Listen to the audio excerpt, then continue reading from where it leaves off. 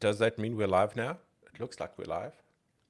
YouTube think we is are. saying yes, and I think LinkedIn said, thank you very much. Why is The my YouTube camera so- police. So with that, should we do a thing of we're live?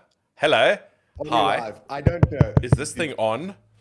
Did you check? Did you go check to see if we're live on one of the streams? I don't know. You I'm know, for assuming, Friday. I suppose if we don't, you know what? Let's just see if we are actually live. Are you gonna do the LinkedIn's? This is. I'm just going to And check YouTube. if you are joining us on some kind of a platform, because you didn't join on the second, this is what you get because we had to check if you're logged in. Okay, the technology works. I can confirm that the technology works. We are live on, well, I can confirm that YouTube works. We are live on YouTube. You know, if That's it's as live far on as I'm YouTube, going to go. it's Yeah. it's a thing, right? So, are we ready to roll the jingle?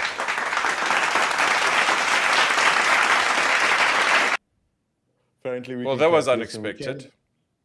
we can, if I can click this thing right.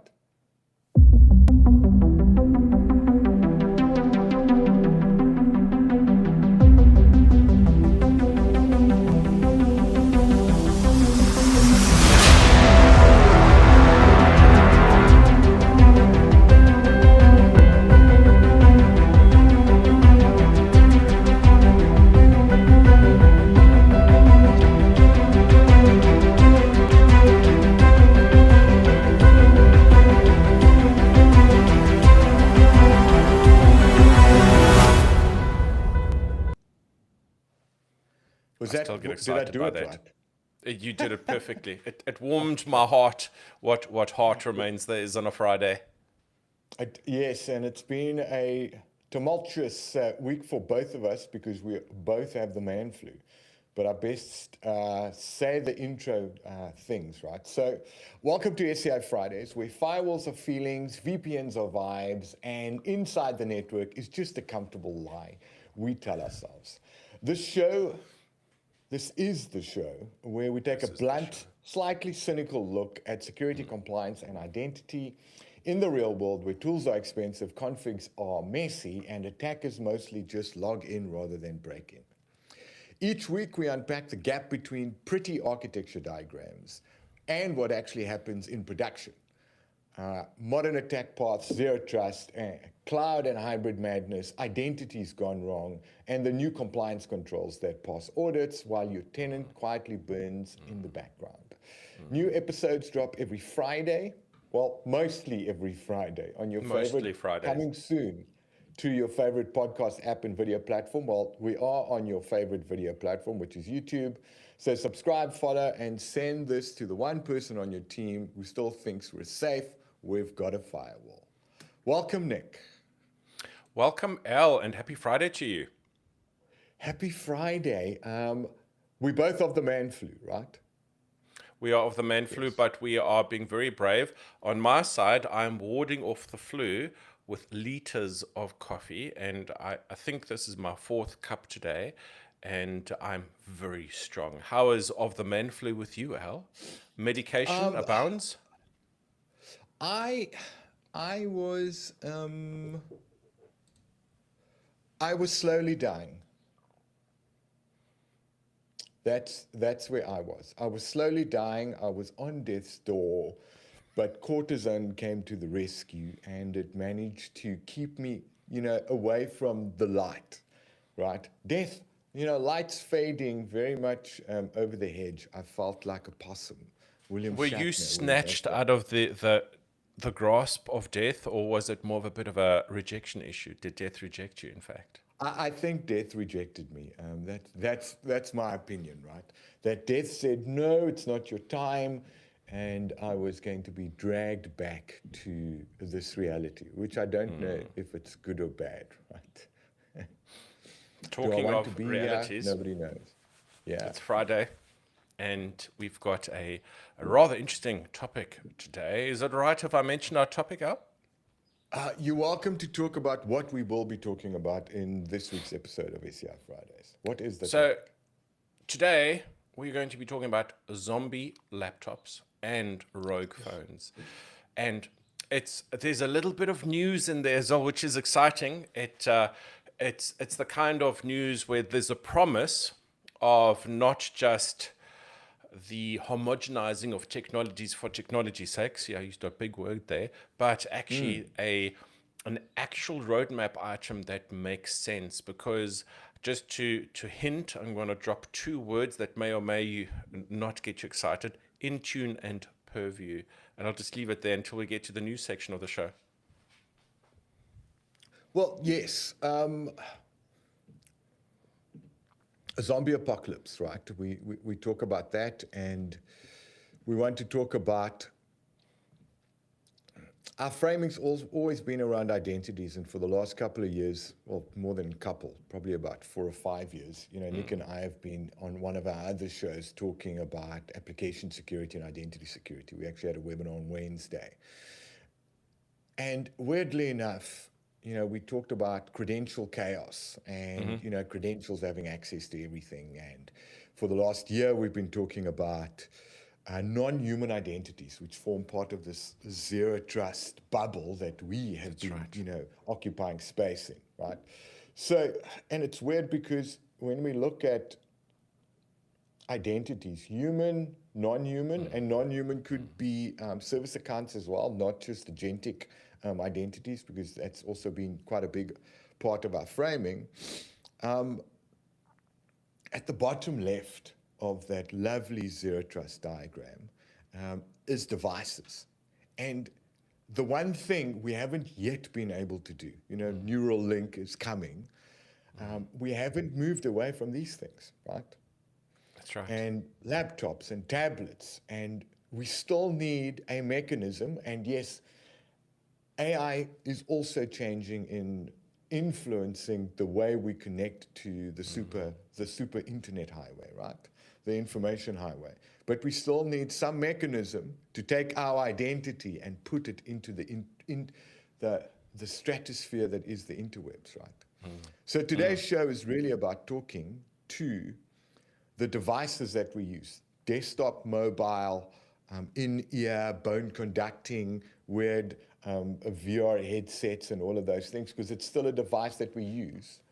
And we use our identities through that device to talk to platform, right? That's right. So, Nick, the flow of the show of the flow. Before we jump into our main topic, do we want to go into In the News? Oh, in the news, you would have Any noticed noteworthy things over the last couple of weeks that has come Yes. out of the interwebs about, what we think people should be thinking about when they think about things? Well, I had a very interesting thing that popped up in my feed, which was around a very special person who was on the Purview team now, having joined the Intune team. Now, this is at Microsoft, of course, and we thought, Yeah. we get out all those the memes. What does this mean? But what it means is we have been talking about endpoint protection and DLP as two separate things, and then there's device compliance as a third thing.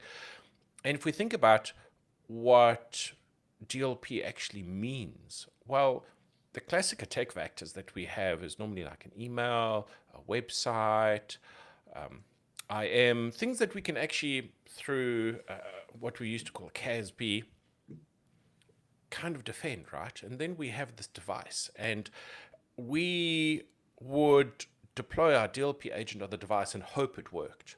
But what we have now, and there's actually a roadmap item for this, is the promise of that we can now interrogate the health of our DLP agent as part of our compliance status in Intune, and therefore we can now choose if that device may access my tenant. So the health of DLP on that device, L, is part of our Intune state, and it's part of this discussion that we're having today. And it's actually quite delicious how timeous all of this is when we talk about what a managed device actually is, and what's the difference between that zombie where Al gets on something cute and black and tight fitting, double shotguns, and goes and slays the zombie apocalypse. And you don't want to see L in black leather. I just thought of that now. But anyway,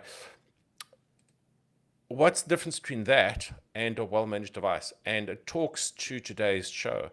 What is this zombie thing that we're talking about? What is a zombie laptop? And why should we care? And what does it even mean for devices? So why don't we break that down? Yeah, so a couple of things in the news over the last 3 or 4 weeks. Microsoft does want to start looking at consolidating all of the things, right, when it comes to managing not only identities, which we love talking about, but also managing these pesky little devices that these identities live on. And it's a great point that you made around DLP and MDM and endpoint DLP shouldn't be separate things. However, DLP lives in Purview and endpoint management lives in Defender. So there's an interesting shift around, what's actually happening in the world, where we're seeing a lot of new things show up in the Defender portal versus what's actually happening in the Purview portal. Having said that, there are things that now are going to show up inside of the Agent 365, not separate portal, it's in the M365 Admin Center, which is noteworthy.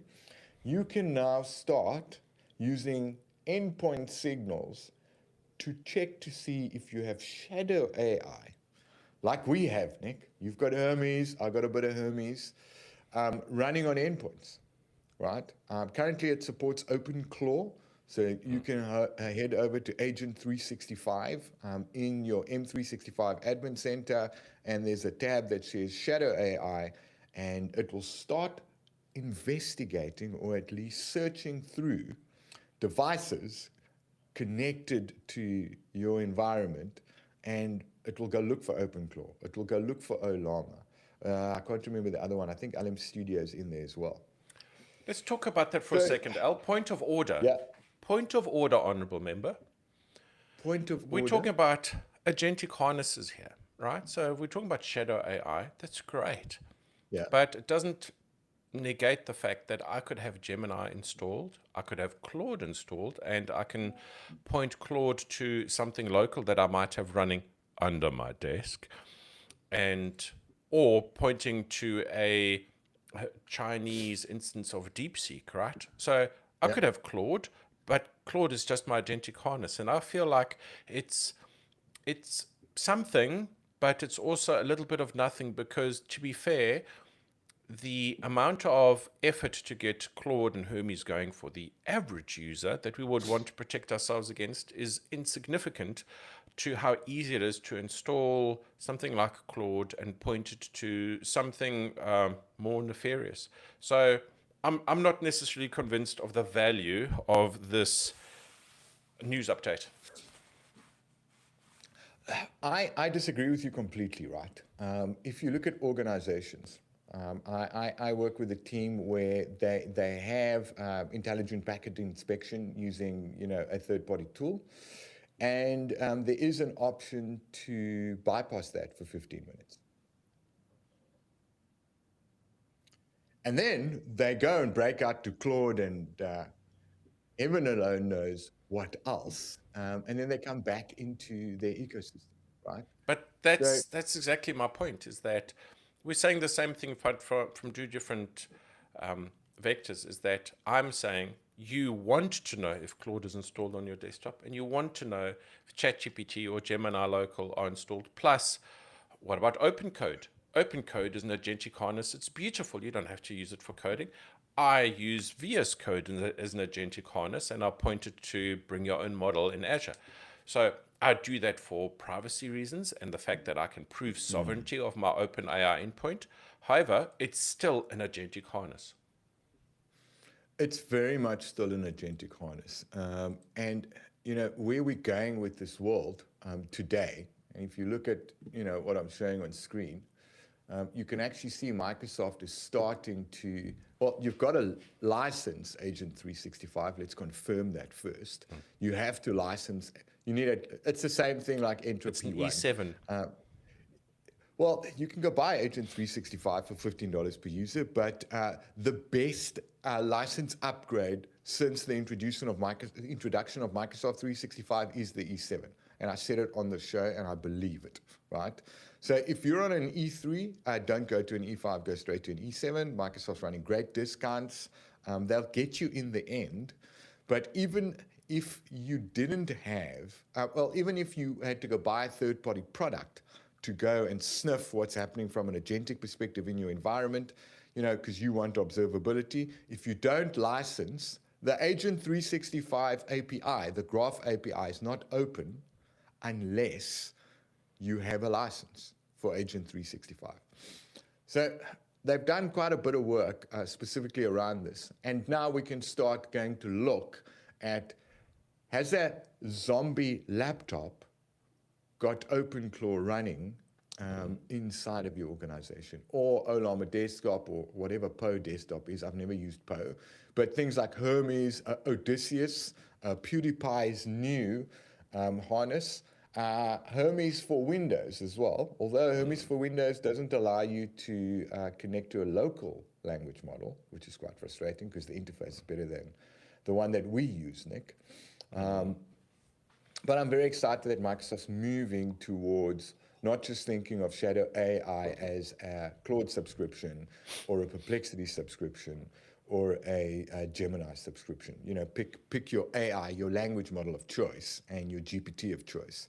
They're actually moving across to starting to worry about what's being deployed on the desktop. So coming back to, things, zombie phones and all of these things. So why do we care Shame on about us. Shame on us. We have not yet defined what a zombie laptop is. We talk about this with great confidence on today's show, but what is a zombie laptop, Al? I don't know. I'm not the endpoint guy.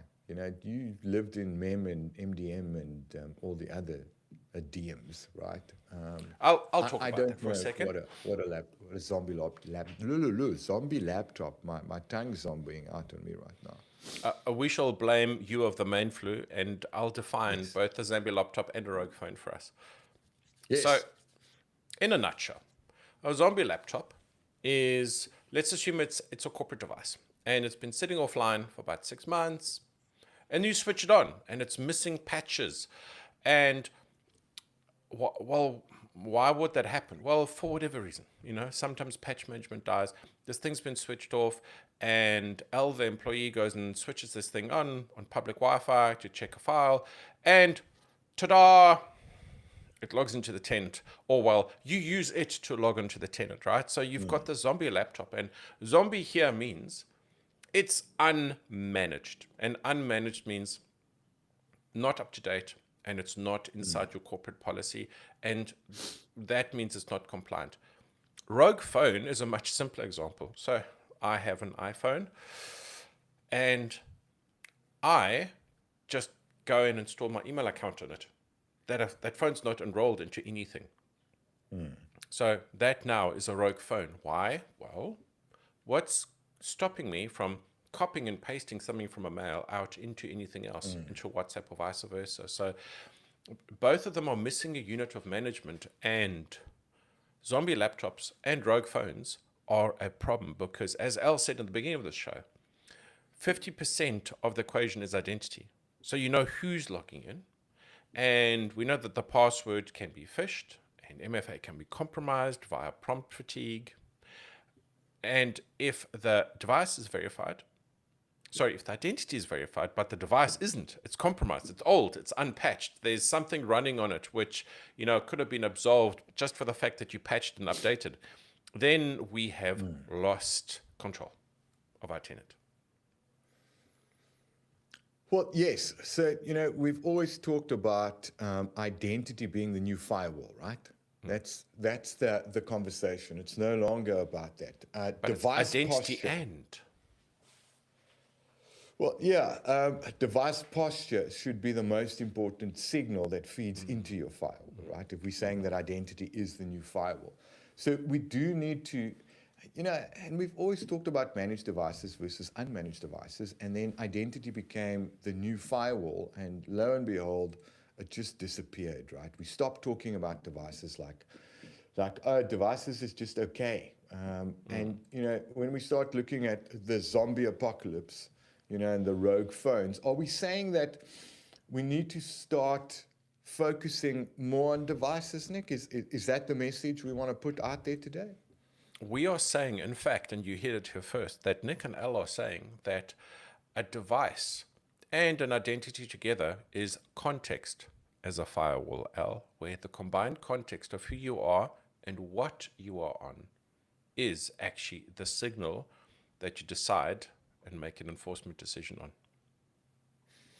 And how do we go about doing that, Nick? What is the approach? So let me give you a scenario.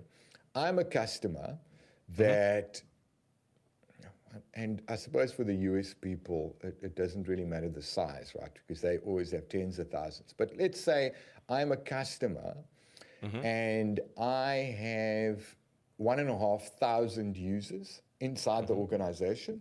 And typically that would be, well, it's a managed device. It's intra-ID joined.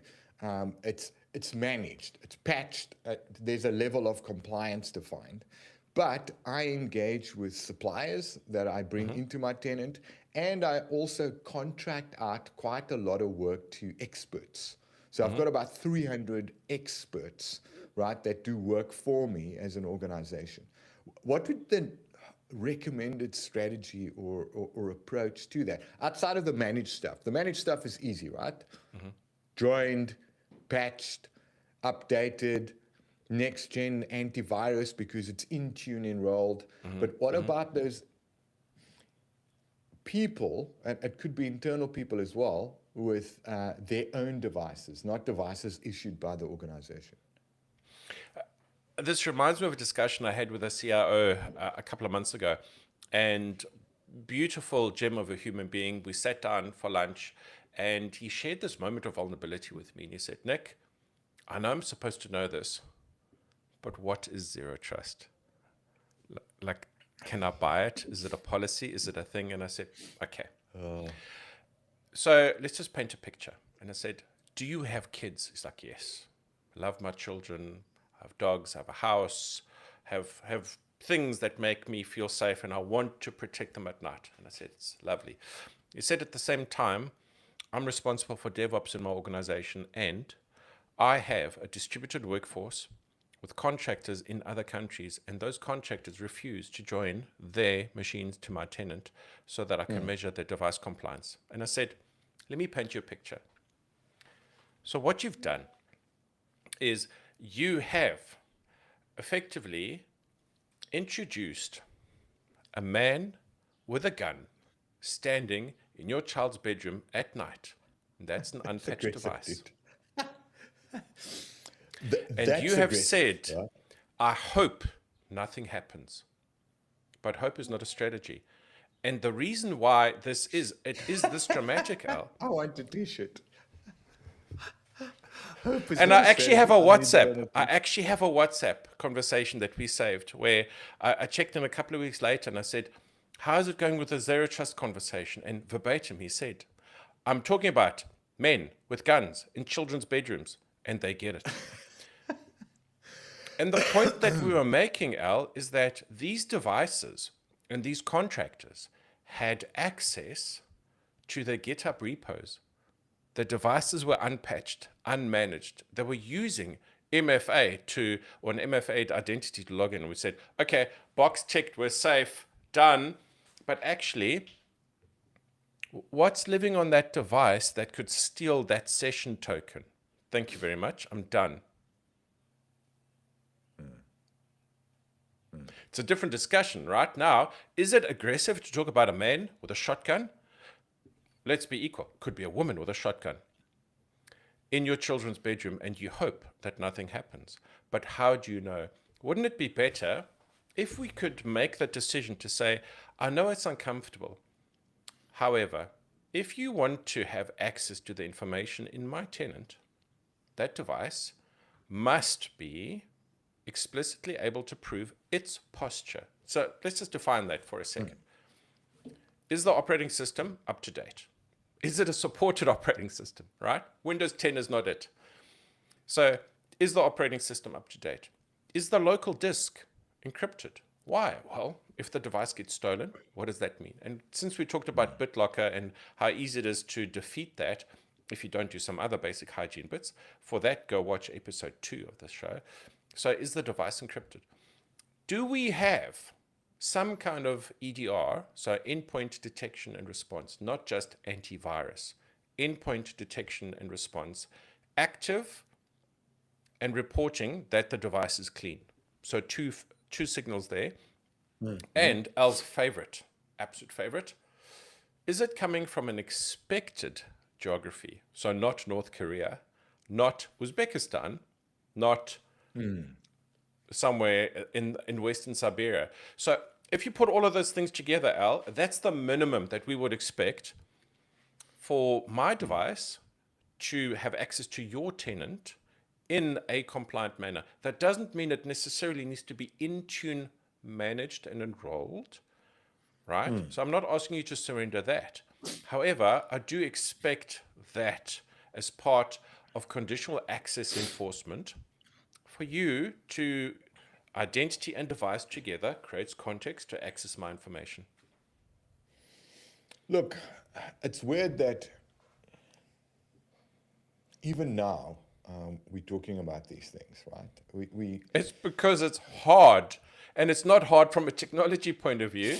Why don't I come into your house and tell you what to do? You'd be like, you're in my house now, son. And I don't know why you'd have an accent when you say that, but you would. From a framing perspective, it's important for organization C-levels to understand, these things, right? From a device perspective. Now, it's easy to control devices that are issued to people, right? We ship it with an image, it's Intune enrolled. When they log in the first time, I don't know if Adol's still around, or Autopilot, or whatever flavor of we will control your environment on boot. Necessary apps are deployed, and you're in some sort of group that says you've got access to X. The Windows Store is silently uninstalled so that you can't install WhatsApp for desktop. Those sorts of things. But like you said, someone walks in the door and says, you're not touching my Mac, right? And I mean, Mac management is completely separate to Windows desktops. You might even have a user who's walking in with Linux. But, everything that you've just said, device compliance, minimum patch levels, these are things that are real, right? And you don't have to have some sort of synthetic join inside of Intune because you don't have licenses or anything like that. They're going to log in and attach, and you could do simple checks, right? Naturally, from an EDR perspective, someone needs to be staring at a dashboard, for those signals. But there are also other things that you can do. Device compliance is a big one, right? Operating system antivirus. Can we sniff applications? Well, it gets a little bit harder to do that. However, the short answer is yes, depending on the application, because we know, for example, if mail is being accessed through Outlook or something, so Outlook Mobile as an example versus ActiveSync on a phone, or the Samsung mobile email application. So short answer is yes, but it depends. And what we should be doing is choosing to ensure that managed Outlook on my device, which at minimum I can MAM, which means that no, you can't copy and paste out of Outlook. You can't copy and paste from a corporate email into a Gmail account that's on the same Outlook, which it can be. So you've got some minimum protections. So the answer is it depends, but the short answer is also yes, Al. Okay, next question then. Are we able, because it's signals, right? I mean, we can do stuff, device compliance, strong auth, force phishing resistant MFA, which is always the right thing. We can enforce them to enroll from an MFA perspective with their credentials into our environment, right? That happens. And they might get 2 pop-ups to go 87 or 96, right? Device compliance is the other one. Stuff from an application protection perspective, I'm assuming if the device is not joined, we can have a file access policy through Defender for Cloud Apps. That's a really good So question route that them I through don't have the CASB, answer to. yeah? So actually, yes, I do know that answer, and so there's a number of infinite number of permutations in this, but let's just make it really, really simple. I can enforce as a requirement that if you are attempting to access email from anything but Outlook Mobile, the answer is no. Yeah. And it gets as simple as that. And convenience is one thing, and something we've been saying to executives for the longest time is I know that I'm an Apple guy, but I still don't use Apple Mail on my phone because I understand the value of compliance. And it takes one. It really does. It takes one. It takes one of us to be compromised to start that cascade of chain. And if we look at executive functions and the risk that they carry, we have to guard our executives, and we want to maximize productivity. And that does mean that we have to force them down the road of, I'm sorry, you're going to have to use the corporate app. In this case, the corporate app is Outlook Mobile because it is the most protected way of accessing your mail. Okay, so we know that we can, just from a mail perspective, do things. For me, do I care about mail as much as you do? I'm not. I'm not 100% sure. I So care why don't we talk about some mail. files, Al? I do want to talk about files, right? So, some rule of thumbs for not only, I mean, we're talking about the zombie apocalypse, rogue phones and zombie laptops, but we're talking about zombie devices in general, right? Things like stale devices, not just devices that a consultant is using to connect to your network, right? And before we get there, we need to start looking at anything that's stale. So if a user hasn't connected with a device or a device hasn't connected to my network in more than 30 days, I'm going to bump it. And then I'm going to want to re-auth it, right? When it comes back in, and then I want it to go through some sort of compliance thing that says, where are you coming from? What's on your desktop? Well, not what's on your desktop. What is the patch level of your device? And are we able to instruct that person to patch their device? I mean, let's say I'm coming from a Windows 10 machine. Is it going to be a blanket computer says no? Ooh. It's the service says no. So let's assume I've got a stale device. And stale means let's assume it's been off in your drawer for the last 3 weeks. Okay. Yeah. So that means it hasn't pushed telemetry to the tenant for more than 14 days. And that device is automatically marked as non-compliant in the tenant. Okay. So, I mean, we have a signal, but we haven't done enforce. And remember how you like to present conditional access? We have signal, decision, enforce.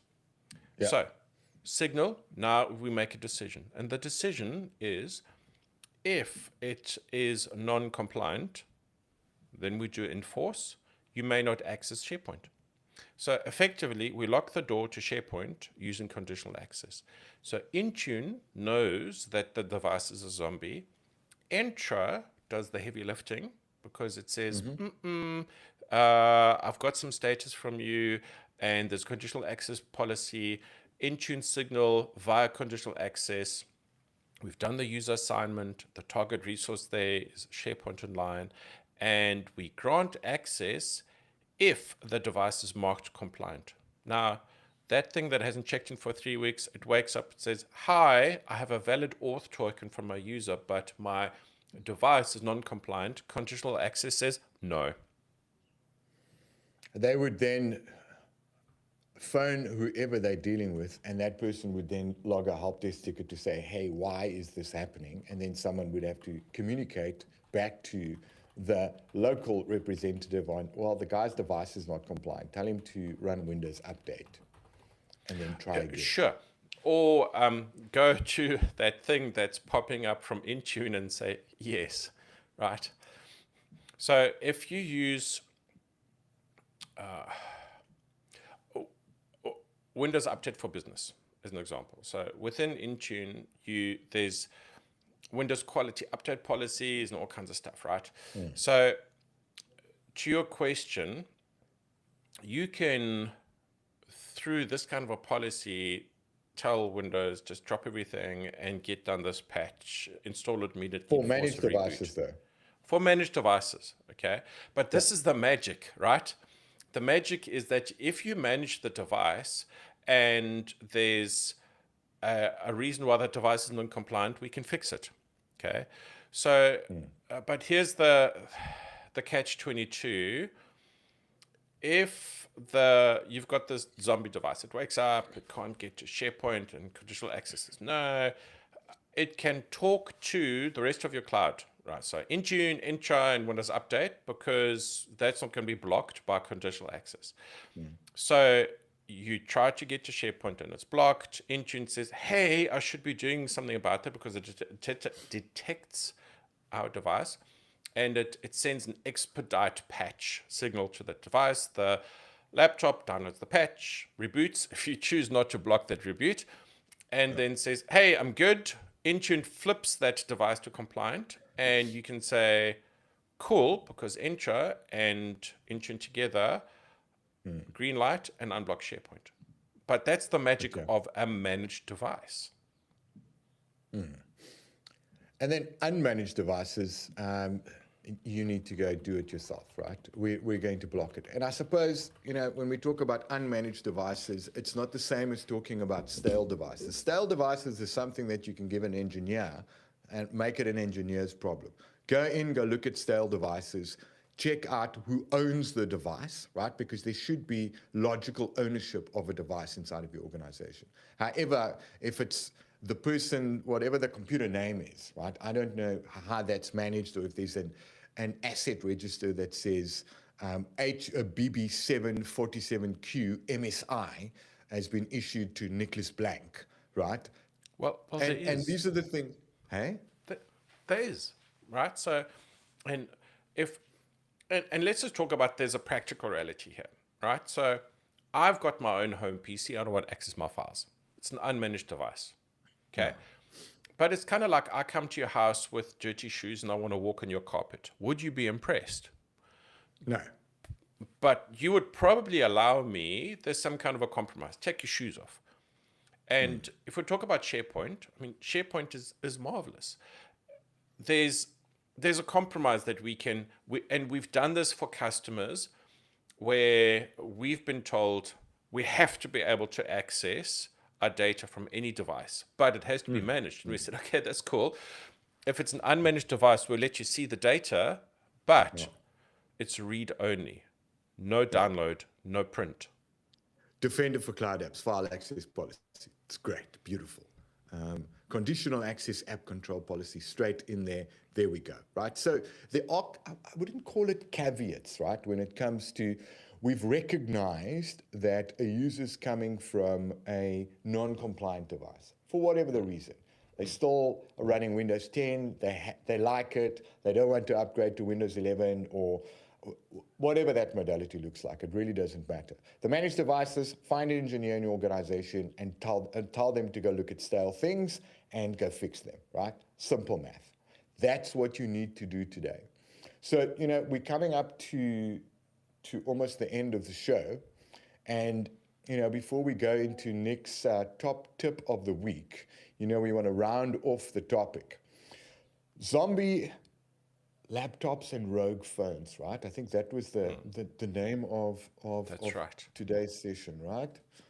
Zombie laptops and rogue phones. We want to be able to reckon with the mess created by unmanaged, outdated, and barely visible devices. Unfortunately, you are going to have to make a junior engineer go do the heavy lifting. Go and walk the building or phone the person, get the list of inventory of stale devices, and then start your inventory of making sure that the stale devices become unstale, right? That's Number right. one. Second approach, when it comes to, BYOD is not bad, right? It's not bad. But understand that from a BYOD thing, you still have a measure of control. It's not as, I'm not saying that it's not as critical. The path is different. A managed device inside of your organization should be patched. If it's not patched, it doesn't have access. It's something that you can control because you manage it. Right? Exactly right. A BYOD unmanaged device, it's a different conversation and different rules apply to that. You're going to get the same signals from it. The way you build policies to define what they can actually have, sort of a middle ground, like a file access policy, where you're applying a sensitivity label to a document or view-only rights to a document. There's a myriad of ways of doing that inside of the world. Inside of the Microsoft world, it always starts with conditional and ends with access, because that's what you need to do. Again, you are going to need to build a strategy that talks to this. You can't get away from that. You're going to have to build a policy that addresses these things. It's going to need to be documented. Someone's going to need to own it inside of your organization, and you're going to have to measure it over time. Because this is not a set and forget thing. It's continuous. Did I frame that correctly? Oh, I heard the music swell in the background. The fireworks were going off. I was enjoying that. Yes, framing was perfect. Thank you.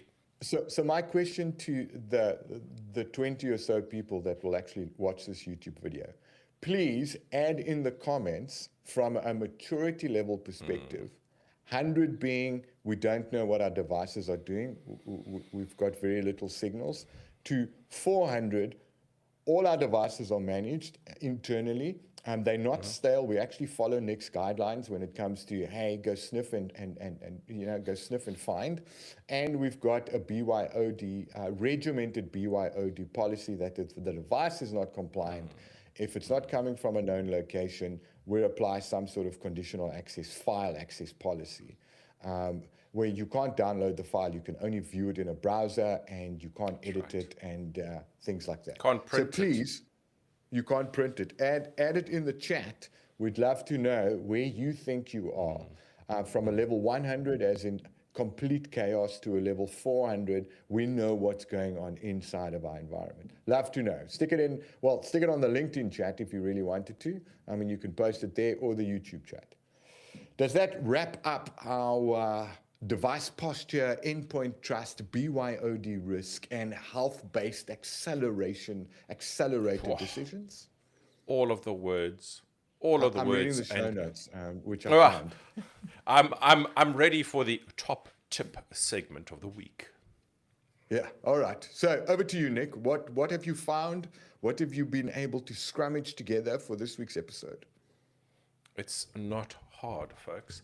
And I'm going to say, if you want a quick win to secure your perimeter today, do this. Pick your most sensitive application. Remember, Al and I, we keep on talking about make one change, and one change is better than no change. So pick one of your most sensitive applications. And that's either HR or portal or CRM. And then if I was going to be melodramatic, I'd say, and draw a hard line in the sand. But I'm not being dramatic.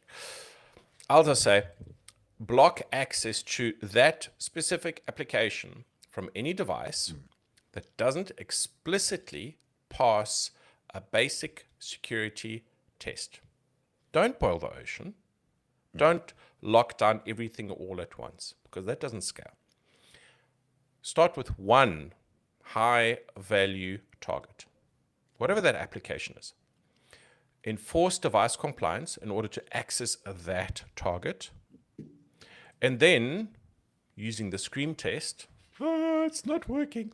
You use that momentum that you've just generated to find the zombies and the rogues, and you've got to win.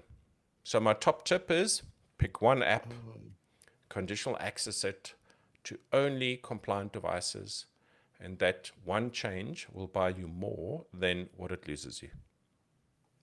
Use the scream test. That's what I'm taking away from here, right? Use the scream test. Go out there, pick one app, make it your North Star, and figure out what sort of security do you want to apply to that for stale devices, and also bring BYODs, right? They're not foes, they are friends. Fish is not food, right? Fish are friends. And in very much the same way, unmanaged devices that you don't own are also your friends, and you need to treat them accordingly, because we practice inclusion, especially when it comes to devices. I think we're at the top of the end of the show. Can I close off, Nick? It's been emotional, Al. Always a roller coaster with you, my man. Always a roller coaster. I think it's time that you hit that knoppy, that button for our internationals.